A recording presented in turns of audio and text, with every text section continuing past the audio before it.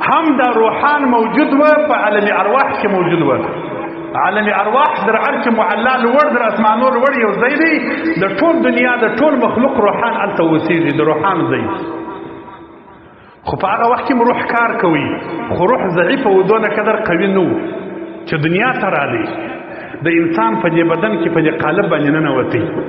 اوس صوفیه مبارکان فرمایي خاص کر امام رباني مجدد الفساني رحمه الله مکتوبات کې متعدد ځایونه بحث لیکي دا ته چې لمونځ کوې ته چې تلاوت کوې ته چې نیک اعمال کوې د دې په خاطر باندې ستا روح قوت پیدا کوي دا روح قوي کېږي. کله چې بیا دا سړی مړ شو د دنیا په ژوند باندې ستا ختمه شول اوس هغه روح در پخوا ډېر قوي دی. اول افلا چې انسان پیدا شوی نو روح یو څه قوي و خو ضعیف و. په انسان چې پیدا شو قوت یې یو څه ډېر شو خو چې د دنیا تکلیف ختم شو شرائع دې پر ځای کړله ایمان سره ولاړلې اوس روح در پخوا ډېر قوت پیدا کړي. در مرګ وروسته روح بیا ډېر قوت پیدا کوي. اسمانو ته په اسمانو کې ما درته بیا د پیغمبران علیهم الصلوات والتسلیمات ولیدل. هلته حضرت آدم علیه السلام ولیدي په اول اسمان کې آدم علیه السلام. د بخاري او د مسلم شریف د دواړو حدیث دی. نبی علیه السلام چې ورته وکتل آدم علیه السلام پر شاوخوا باندې خلق ناستو پر رسته طرف یې هم ناستو پر چپه طرف یې هم ناستو. آدم علیه السلام چې به رسته طرف ته وکتل وبې خندل بیا به چپه اړخ ته وکتل وبې ژړل. نبی علیه السلام جبریل علیه السلام ته دا ولې پلا وخاندې بیا ژاړ بله عقیده م ته کوم.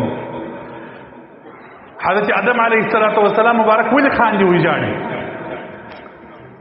جبریل علیه السلام مبارک ورته وایي وایي آدم علیه السلام پر دا یوه اړخ چې دي دا د جنتیانو روحان دي د ده ټول اولادونه دي چې هغه جنت ته ځي. دی چې ورته وګوري پر رسته اړخ هغه ناست آدم علیه السلام خوشحاله شي چې دا ګرد اولادونه مې جنت ته راځي. پر چپه اړخ چې وګوري پر هغه اړخ یې د دوزخیانو اولادو صورتونه دي واجسات دي د ده هغه اولادونه دي چې دوزخ ته روان دي.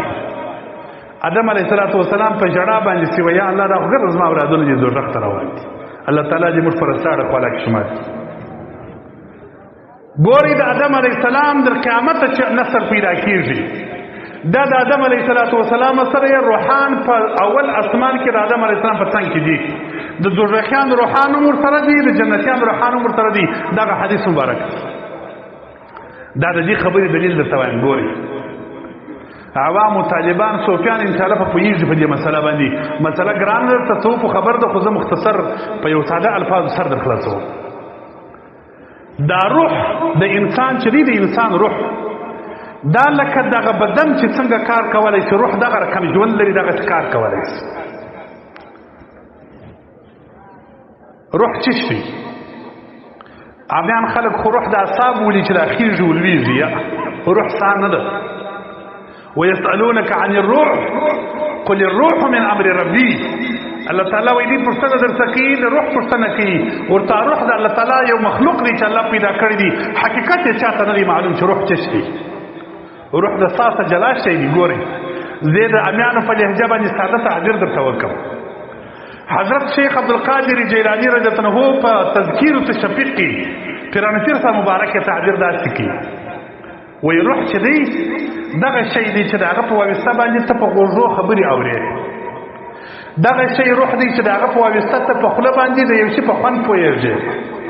دغه شی روح دی چې د هغه په واسطه باندې ته یخ و ګرمي محسوسولی شې. دغه شی روح دی چې د هغه په واسطه باندې ستا دماغ کار کوي. دغه روح دی. که ته دا خو سا ده چې زه سا اخلم د دې په واسطه کار کوي یا نه دی؟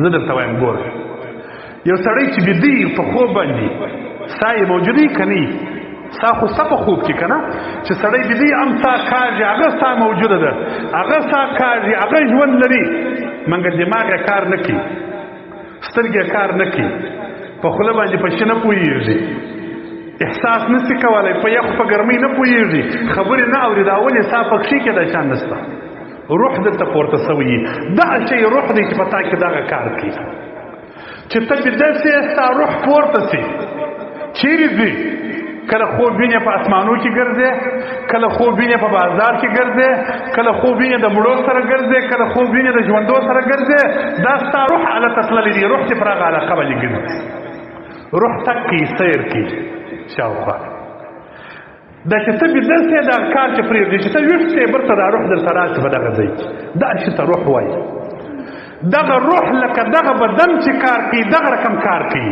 خو یوه خبره بله یې زده کړي، دا انسانان چې نه دي پیدا سوي در دنیا در پیدایښت مخکې چې موږ څه پیدا سوي نه وو، هم دا روحان موجود و په عالم ارواح کې موجود و. عالم ارواح در عرش معلا لوړ در اسمانو لوړ یو ځای دی، د ټول دنیا د ټول مخلوق روحان هلته اوسېږي، د روحان ځای. خو په هغه وخت کې روح کار کوي، خو روح ضعیفه و، دونه قدر قوي نه و چې دنیا ته راغلی د انسان په دې بدن کې په دې قالب باندې ننوتی. اوس صوفیه مبارکان فرمایي، خاص کر امام رباني مجدد الفساني رحمه الله مکتوبات کې متعدد ځایونه بحث لیکي. دا ته چې لمونځ کوې، ته چې تلاوت کوې، ته چې نیک اعمال کوې، د دې په خاطر باندې ستا روح قوت پیدا کوي، دا روح قوي کېږي. کله چې دا سړی مړ شو د دنیا په ژوند باندې ساه ختمه شول، اوس هغه روح در پخوا ډېر قوي دی. اول افلا چې انسان پیدا شوی نو روح یو څه قوي و خو ضعیف و. په انسان چې پیدا شو قوت یې څه ډېر شو، خو چې د دنیا تکلیف ختم شو، شرائع دې پر ځای کړله، ایمان سره ولاړلې، اوس روح در پخوا ډېر قوت پیدا کړي. در مرګ وروسته روح بیا ډېر قوت پیدا کوي. حضرت آدم علیه السلام مبارک اولادو سره قرآن پاک کې آیاتونه دي. الله جل جلاله وعده واخیستله، الست بربکم زه ستاسې رب یم که نه یم؟ علما او طالبان ناست دي، سورة بقرې آیاتونه دي. دا یې چا ته وویل چې زه ستاسې رب یم که نه یم؟ حدیث مبارک کې راځي د آدم علیه السلام د ملا څخه دا ټول انسانان لکه هغه کوچنیان د میږیانو هغوی دغه رقم دا ټول مخلوق راووتی، د دغه روحانو سره الله تعالی د وعده واخیستلو، رب مو یم که نه یم؟ در دغه آیت لاندې تفسیر ساوي وګورئ. حضرت علي کرم الله وجهه ما دغه ورځ په یاد ده چې الله تعالی وعده راته اخیستله. اوس ګورئ غوږ ته نیسئ، علي صاحب نه دی پیدا شوی. آدم علیه السلام په ملا کې چې آدم علیه السلام ژوندی و، زموږ ته د ټولو سره الله تعالی وعده اخیستې ده چې زه مو رب یم که نه یم؟ موږ ورته وویل رب مو یې. مګر علي کرم الله وجهه ما هغه ورځ په یاد ده. څنګه په یاد ده؟ خو وجود یې نشته، څنګه په یاد ده؟ روح کار کوي. روح دا روح ادراک کولی شي، روح حس لري. دا ما درته وویل د آدم علیه السلام په څنګ کې د معراج په شپه نبي علیه السلام د ټول اولادو روحانیه پرته وه، ده به ورته کتله. روح داسې ژوند لري. صوفیه مبارکان فرمایي، قاضي ثناءالله صاحب تفسیر مظهري کې ذکر کوي، وایي ارواحنا اجسادنا اجسادنا ارواحنا. د اولیاو دا بدن داسې دی لکه روح، روح داسې دی لکه بدن، فرق یې نشته په مابین. لکه څنګه چې دا بدن ځان ښکاره کولی شي، دا بدن کم کار کولی شي پس له مرګه، روح دغه کم کار کولی شي، دغسې ځان ښکاره کولی شي.